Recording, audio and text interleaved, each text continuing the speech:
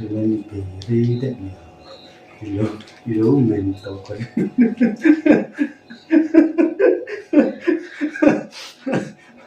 yếu tiền tiêu phải đi tao chồng học sắp hết tu đi nhiều chỉ làm hết tu bên chưa thế em số cái hiện sao anh mấy đồn với cái nhiều chỉ là cái mấy đồn tôi khóc thì hàng này tôi chụp đồn phải tắt tao đi bay lâu để xem thế gì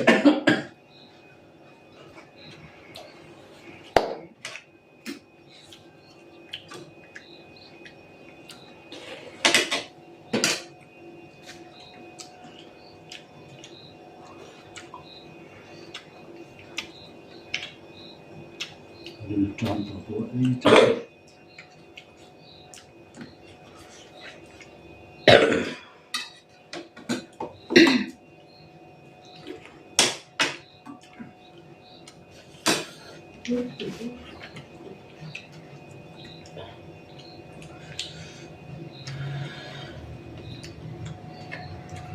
yeah. Đúng không?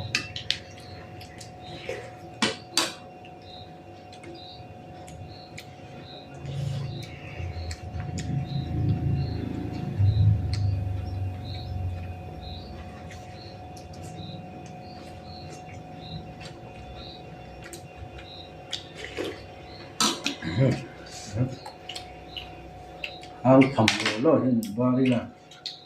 phải thật giúp được mình rồi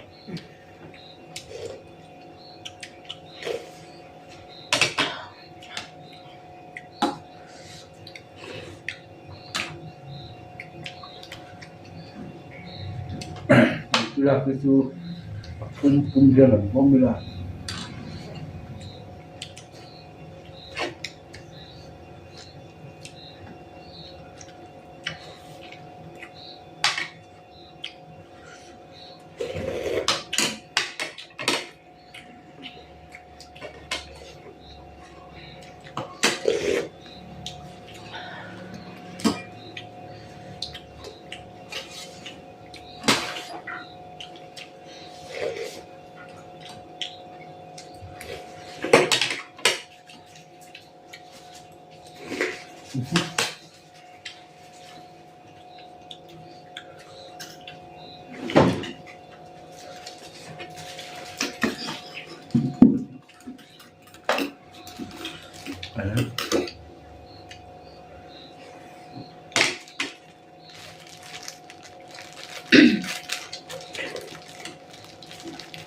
đặt chút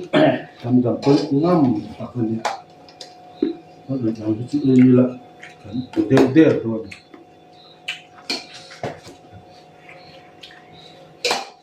chế điểm không sạch đây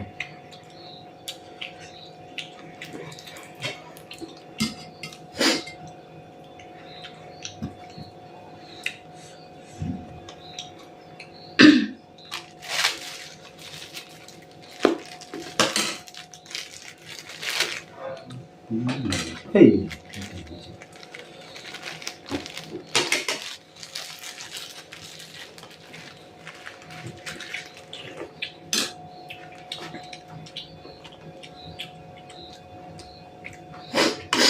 cái tiếng hắn trầm bọc cái chân hắn ba đi là liền tiêu hắn cắt khâu hắn là mũi hút mày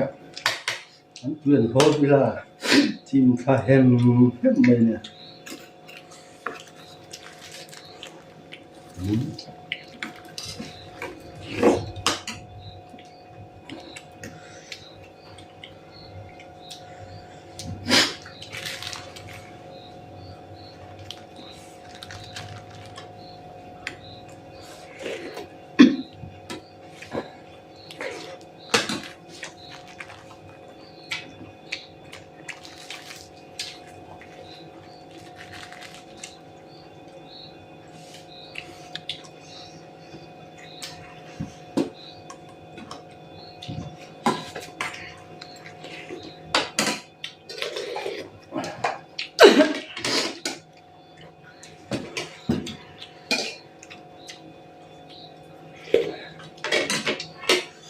rất thật đấy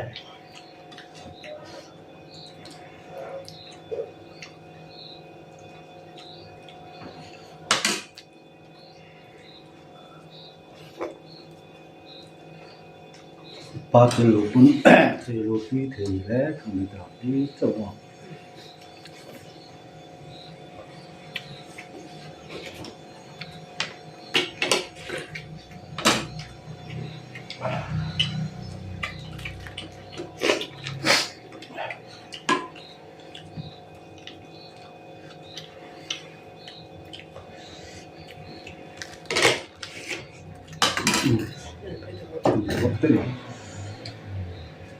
ngầm miệng miệng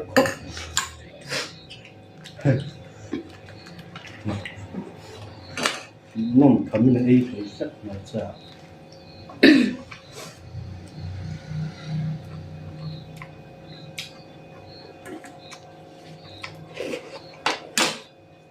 thì hang cái kỹ mà đi thằng về nè anh liền nè ô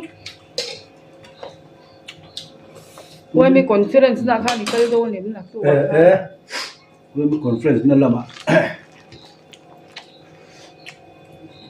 tổ chức một cái cái đó mà nhá xin in tới lên rìn về được chung ai à đó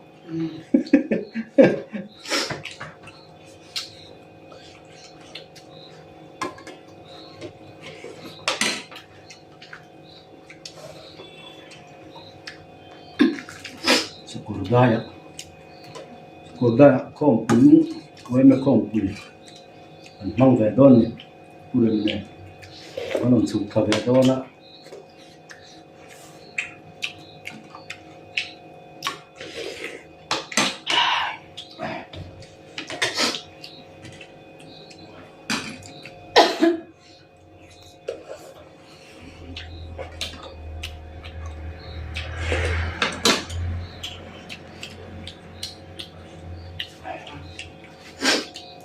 tôi đi bọc này vẫn phần riêng mấy là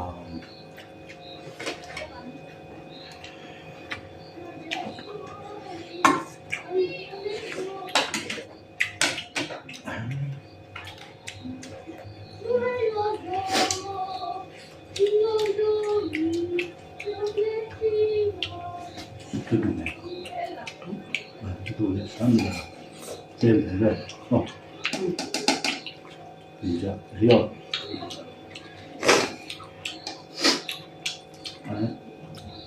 mình sẽ cây trồng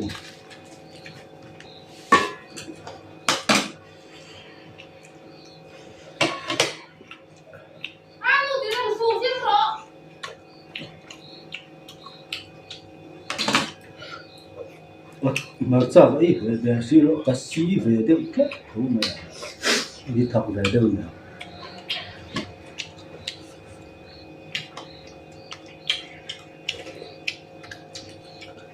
người dân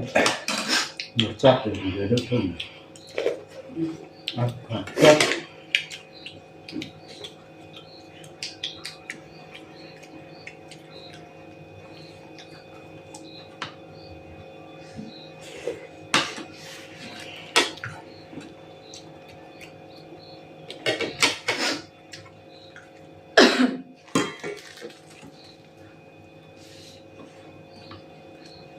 Bởi tệp cho mình ngay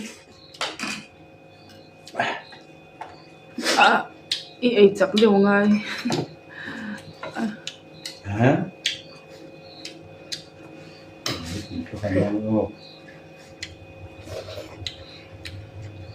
chồng mẹ đủ gió anh đi vắt là vào xe thì mà ngay ai chắc lấy tiền đâu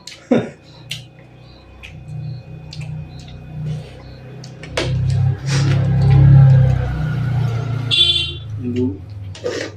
rồi tôi rep chụp sinh ngang lấp là nó xong rồi tụi riêng á khó hiểu hôm so sinh ngang lấp anh rep cái gì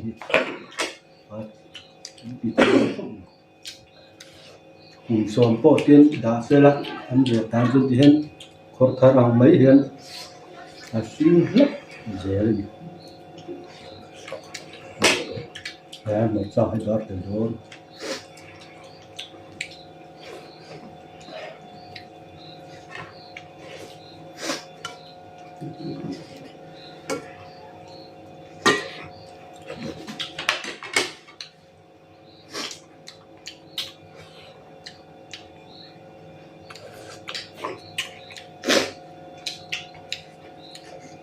và chỉ là lấy mở phần con chấn vào